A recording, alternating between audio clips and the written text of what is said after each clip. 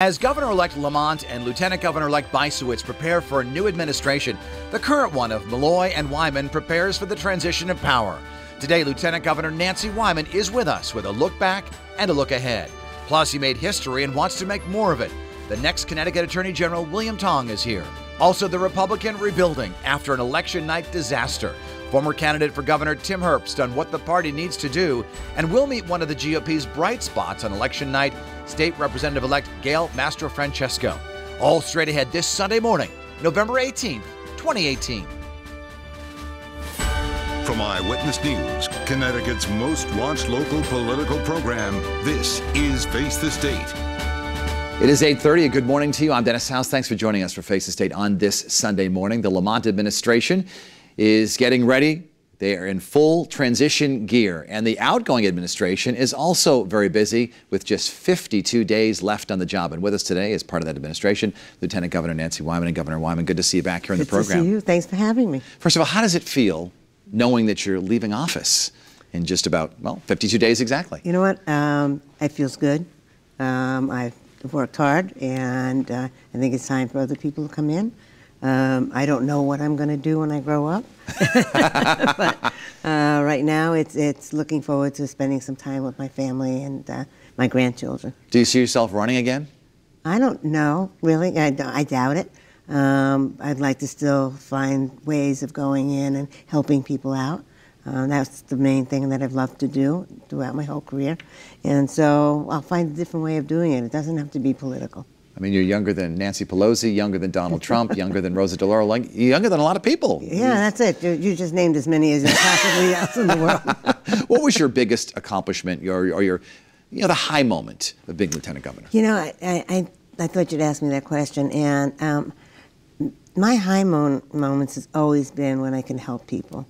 And so if I help just a single parent or whatever, that makes me feel good if we can really do something. You know, the truth is that I had the opportunity to welcome our troops home, and the military people are I'm very sensitive towards them. I can't thank them enough for everything they've done. On the other hand, making the Affordable Care Act really working in the state, where people really have health care that didn't have it before. And so those things are, it's not one certain thing. It's a bunch of things that really I had the honor and privilege to do. And what was the lowest point in the administration? Perhaps a time you'd like to go back and say, what can we redo?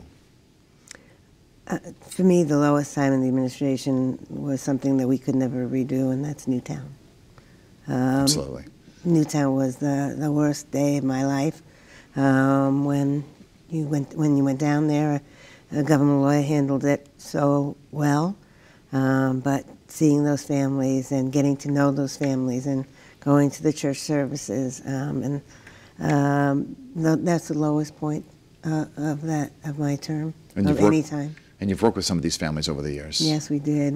We still see some of them and keep in touch with them, and see that they've changed in such a way, and they've brought such strength to the gunfight, to the strength of different people.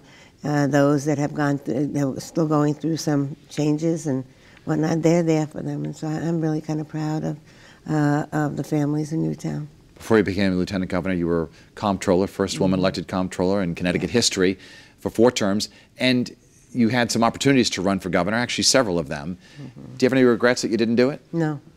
No, I made my decision not to do that, and it was fine. There's always a part of you said, well, if. But you know what? Ifs are nothing. It's doing things. And I think we have a great administration coming in with Ned Lamont and Susan Bysiewicz, and all the other constitutional officers. And I think that'd be good for the state. As you know, I have my grandchildren living in the state and my children living in the state. So I want to make sure that it becomes a great state and that they want to stay in it. And I think this next administration is going to build on what I believe Governor Malloy has really done for this state. Does it hurt you at all when you get these approval ratings of the governor and the way that people are dissatisfied with the direction of the state? I think that some people, if people look from the outside and not see all the good things that Dan Malloy has done for the state, the investments that he's done, the roads that he's taken care of, the fact that he has invested more money in education. Our kids are graduating at a higher level than we've ever seen before. We're constantly taking care of the roads. We have less people in prison right now than we ever had before. And the fact is that this governor has really done things that many people don't understand and might not see. We are the first administration in decades to put money into the pension fund. That to me is a big thing. It's coming from the controller's office when I asked this controller to the former governors to put money into those pension plans, and they kind of didn't get the chance to do it. This governor did it. And I think in the long run, people will look back and say, you know what, we were probably wrong on Dan Malloy. By all accounts, you came pretty close to being governor, because in 2016, had Hillary Clinton been elected, everyone was saying that Dan Malloy was going to go work for her. Right. What kind of discussions did you have with him about that? You know, he said, we don't count our horse, we don't count anything until it happens. And he was right. But, I think he would have loved that. And I know, in my opinion right now, the country would be in better hands than what we're seeing right now in Washington.